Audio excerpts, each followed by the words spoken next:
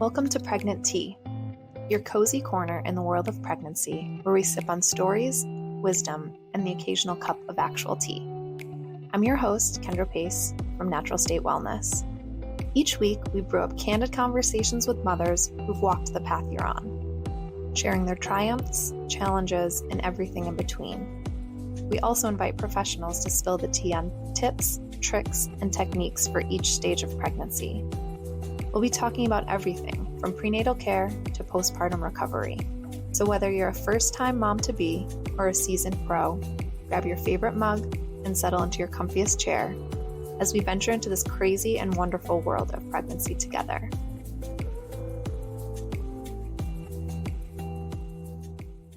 Today on Pregnant Tea, we have Katie. She is a nurse practitioner in rheumatology, a mom of 3, and a wife. Thanks so much for being on here. Thanks for having me. Absolutely. I'm going to have you tell the listeners about yourself. So I'm Katie. I'm a nurse practitioner, and I work in a traditional rheumatology practice. I'm also in the process of working on an integrative health program. Thanks to you. We have that connection. You gave me the course to sign up for that. So I do that. Yes, I'm a mom of 3. I have a 4-year-old, a 2-year-old, and an almost 7-month-old. And because that's not enough, I also co-own a women's kickboxing gym with my husband. So busy. Super busy. All good fun stuff. But yeah, I'm very busy. That's awesome.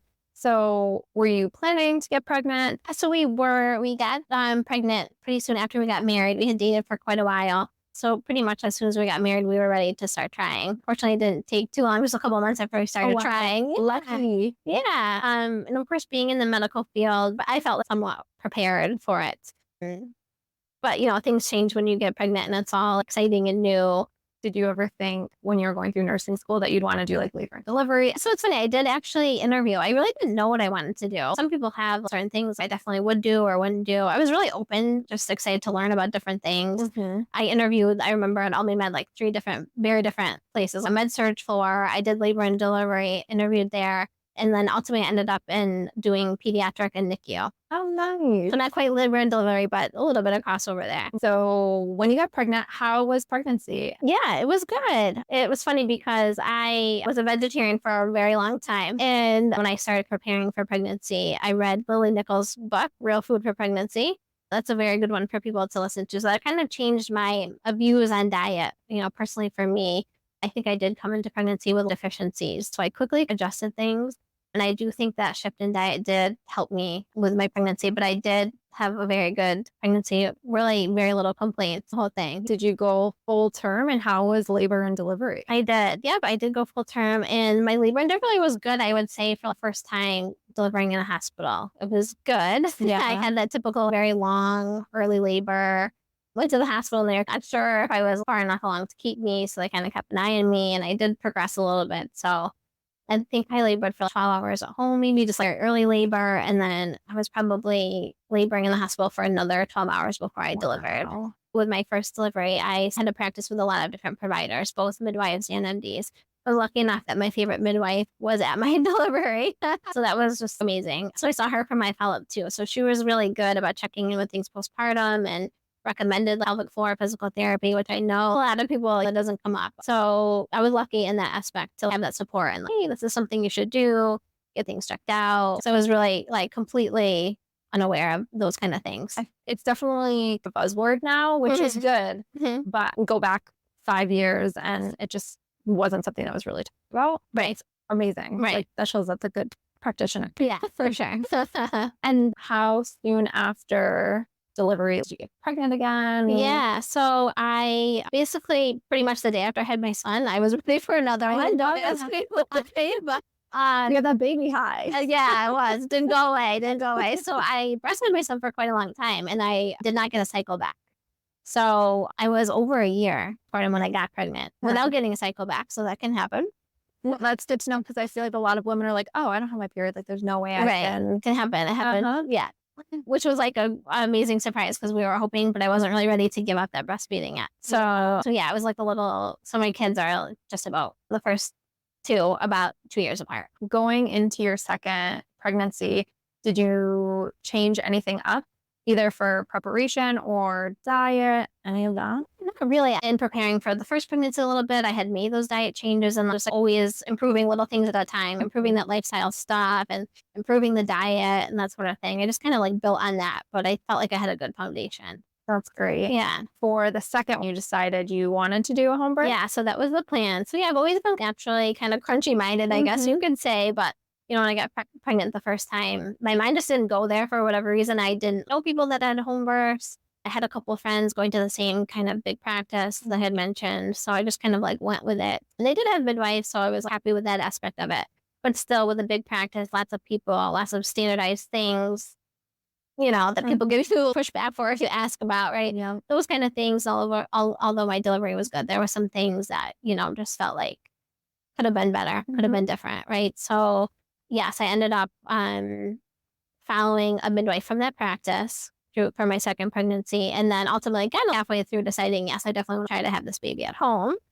So that was the plan. And then although my pregnancy, again, was great, for whatever unknown reason, my water broke too early. I'm just shy of like 34 weeks. So my home birth plans were crushed. Yeah. So that was unfortunate. So I did end up delivering in the hospital. Fortunately, everything went well with that.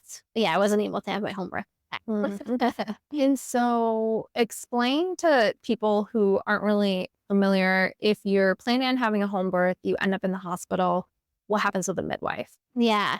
It would depend. Some midwives will have like privileges in the hospital. Mine did not. She was strictly the home birth midwife. So, she was able to contact them and give them my records. So it wasn't like I was sitting in the ER or anything. Yeah. Right? I could go right to labor and delivery, and I was just put under the care of the hospital staff.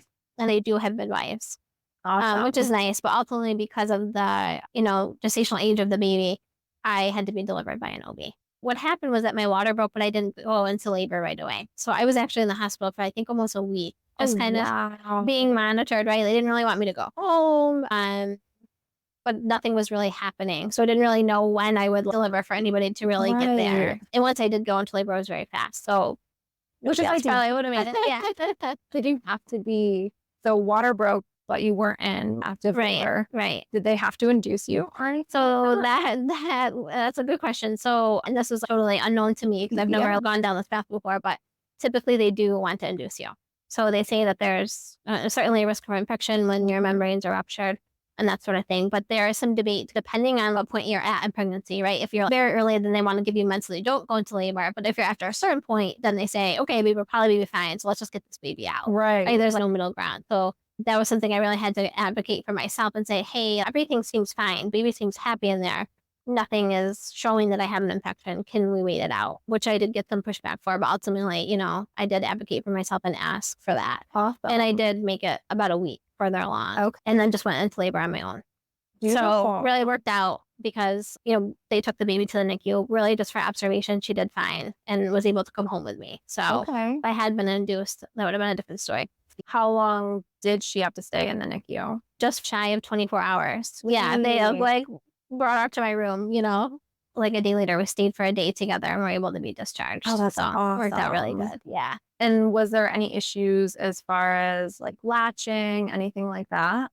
No, surprisingly not. I think just because she was early, like she would tire really easily. So I did like pump in addition to breastfeeding and would supplement with bottles really just for a couple of weeks. And then I felt like, things were going well and she was gaining weight well. So I was able to drop the bottles pretty quick. Awesome. Yeah. How was postpartum with second baby? It's totally different. Yeah. It's totally different when you have a toddler running around. Yeah. It's not just relaxing on the couch with the baby napping, like catching up on TV shows, right? You've got a toddler running around. But it's, yeah, it's still good. You need some extra help, but it's, it was still fine. And did have good support. Yeah. That's great. It makes it that much easier. Yep. Okay. And then go to your third birth. Yeah. So I felt very like it was so not fair. I wasn't able to have the home birth of the second. That was just, I had my heart set on that. So when we got pregnant with the third, I'm like, this has got to happen. So I spoke with my midwife. Obviously, she knew the history with the second one. And she said, let's try to go for it. Obviously, if the baby comes early, we're not going to do it if it's not safe. But she was really confident that it was probably just a fluke, something weird, and that, this pregnancy could be fine and be able to do it at home. What were the differences, like OB visits versus visits with midwife, home birth, or more frequent visits? Yeah, What's the contrast there? There's just so much. There's granted, it's not anybody's fault. It's money based, and you have to see these amount of patients in a day, and I get that, right? Right. And practices have a lot of providers, so you may only see somebody once, right? And then you hope they're not there at this most important day of your life because you spoke 5 words with them, Right. It's like checking the boxes, checking the blood pressure. This is a standard thing. That's it. And this. First of all, the midwives just have more time to dedicate to the appointments. It's the same person every time. And a lot of the visits are just catching up. How's life? How are the kids doing? I mean, it's just very, very different. A lot of people that I've talked to, they're like, you want to have a home birth? Because that would be my dream if I could have a home birth. And they're like, you want to have a home birth? And I'm like, yeah. Everything about it sounds so enticing. I'm a homebody. I get to birth in my home. I'm familiar with the space. I can control who comes in, comes out. When we went to go speak with the midwives, she was like, we've set up as if it's a basic labor and delivery room. Obviously, we can't do epidural. We can't do a C-section. Right. You'll need to be sent out then. But aside from that, I feel like most people think of free birth when they think of home birth. Right. Like totally no different. medical intervention. Right. Totally different. Yeah. Yeah. And so I feel like if more people looked into it, they would be like, oh, that actually sounds really great. And you don't have to be, crunchy to do it. Yeah, I totally believe there's a couple big points. I think mindset is huge. So that's the first thing. I think that it's such a contrast having the hospital birth versus a home birth, right? In the hospital, they're monitoring because it's a hospital and things go wrong. Liability. Birth is not, usually things don't go wrong, right?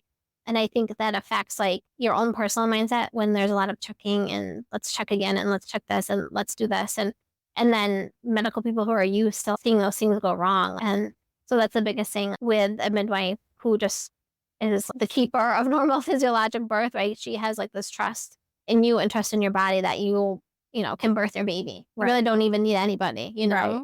And that's just the biggest thing. And I think that just allows things to happen naturally. And then we talked about cascade of interventions, right? You're avoiding that because sometimes when you're checking and over-checking and analyzing every little thing, it can lead to more things. And then all of a sudden, all these things are happening maybe that didn't need to. Definitely. Yeah. And that's another thing. Again, no fault. I'm so thankful for modern medicine, especially in acute situations. Right. If anything were to happen, so glad that that's an option.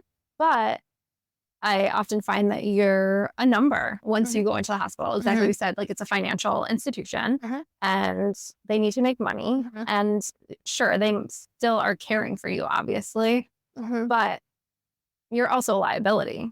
And so they have to think of every little thing. This could go wrong, even if it's not there yet. Right. Even if the chance is very slim, but can we avoid that? They're going to intervene. So there's no suing there. We did everything we could. And so we washed our hands clean of that.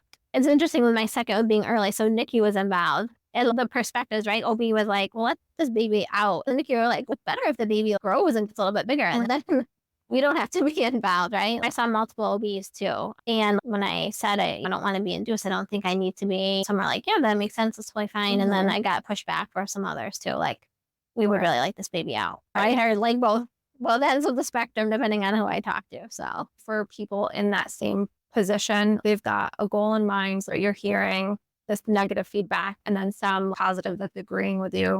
What would you say to filter out to stay true to yourself? Yeah, I know. It's tough. I mean, I really just feel when you're in that situation, you don't have time to prepare and do a ton of research, right? You're not going to be an expert, but nobody else is on your own situation either. So it really just comes down to your gut and how you feel. You want things to go. It's very hard in the hospital. Granted, everybody's different and the support they want, but I found right from the very, very beginning, even with my first labor, hands off, I need a quiet. I need my space. I need my husband there. That's not for my husband. My husband needs to be there. He needs to have his hands on me at all times. It's all right. But everybody else, I just don't need that. Right. Right. It's really hard to do. So you were someone who was okay with physical touch from my husband. Yeah. Okay. Yes. And that's where it's really important to have somebody, whether it be your partner, a doula, somebody else who knows what works for you, because it's hard to communicate that when you're in that moment. It's very hard to do that. Contraction to be like, get off. Yes. I mean, many times my husband had to stop people from coming in or just asking politely. No, that's incredible that he knew that and that it's okay to set that boundary.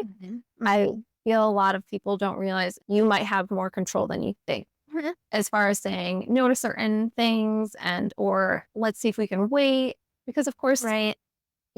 Safety of mom and safety of baby is so important, but also so is you being able to advocate. Yeah, it's intimidating to speak up for yourself. Definitely. Yeah. And I feel like you definitely have a leg up being a nurse practitioner. Right. So you knew a lot. Anything you can suggest for someone who's not in the medical field, but kind of wants to take control of their birth? Yeah. Yeah, I mean, I would just do as much research as you can and familiarize yourself with what birth looks like and what's normal variants, right? I loved Ina May's Guide to Childbirth. Like, I would tell everyone to read that. And then the Netflix documentary Business of Being Born is really good and really eye-opening, just to kind of give yourself some knowledge and just to discover kind of what the options are and what things you do potentially have a say in. Right. And that's what I love and like to make sure for my clients is I don't care what you choose. Like, that's totally your preference. But to know these options really puts the power back in your hands. And I feel like that can prevent so much birth trauma that these women don't realize until maybe after the experience. And they're like, oh, maybe that wasn't okay. Or maybe I should have said this. And so just to know your options and what each of those options, like what that brings you to, is definitely super beneficial. Yeah. And another thing is like meeting with different providers too. Right. I mean, there's nothing wrong with that. Just get a feel for what are their thoughts and feelings about birth. Like, their philosophy on birth. Right, exactly. It's huge. And making sure that resonates with you. Definitely. So fast forward, you've got 3 kiddos now. Yes. How was it adding a third? Was it like wild because you don't have a hand for everybody now? Or no, it really wasn't. I would say, and some people did tell me the 1 to 2 is a bigger difference, or like whatever than 2 to 3. I would agree with that. Yeah. Okay. But going from 1 to 2, you're just like you're so used to just having your undivided attention on that one, and then there's like guilt with adding another one, and then depending on the age, you're not still managing 2 yet. Yeah, and then adding a third is no big deal. You're already busy, and you're still dealing with more than one. And you're still nursing? Yeah. So both of my other kids self-weaned about probably 3/4 away of the next pregnancy. Yeah. So we'll see what happens with this.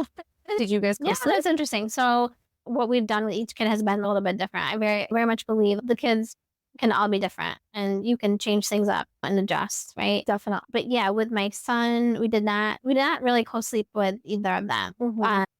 And then this time around, my midwife was very supportive of it. And I mean, so I had the baby right in my bedroom and just got into bed with the baby. And she said, just keep the baby in the bed with you, right? And everybody's different, but I just wish I had co-slept with the other 2.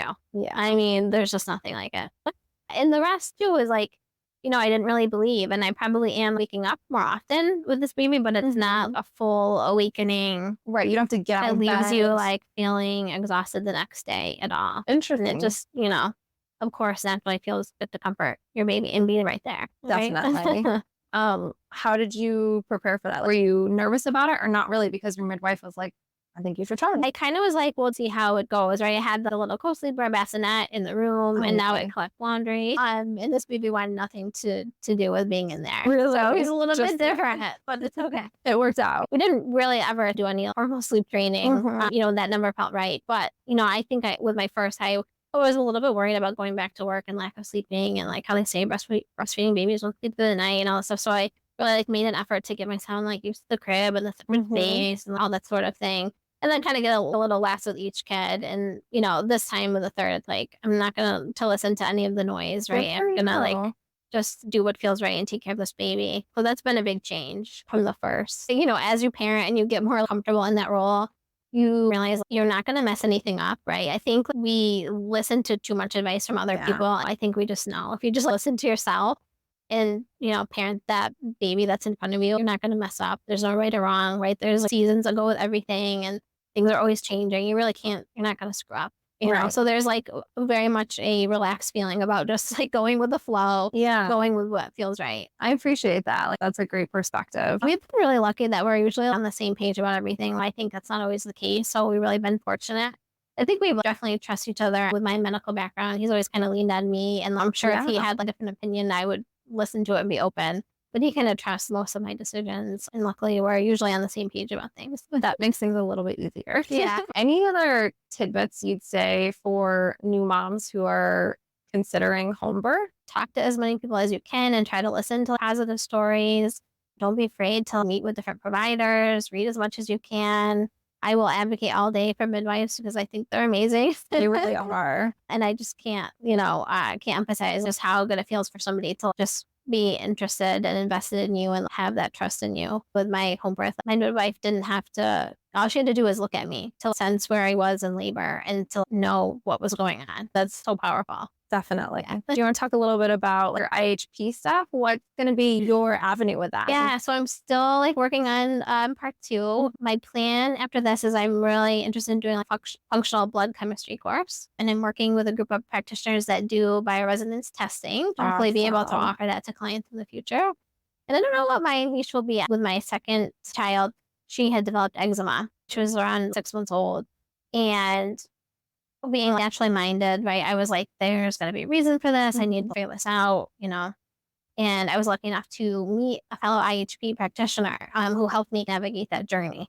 And just seeing how quickly my daughter healed, that was really amazing. And so I definitely would like to work with kids in the future. Awesome. I think, there's a lot going on with kids these days, right? There's a lot of things. And I think there's a lot of other options. And kids are really capable of healing. So I'd love to be able to help parents with stuff like that in the future. Awesome. There's not enough of that. And Yeah. you being a mom of 3, who better to work with kids and your background. So that's incredible. Thanks. Do you have social media or a website or anything like that specifically for your I don't. IHP? I Okay. should. I'm working on it. Yeah, My personal page is open, but it's a mix of my kids and my sourdough baking and a little bit of house stuff thrown in there. So That's great. Well, a lot of people are into all of that. Right. So why not? Well, thank you so much for being on the podcast. Thank you. It was today. fun. This was great. Thanks for tuning in on Pregnant Tea.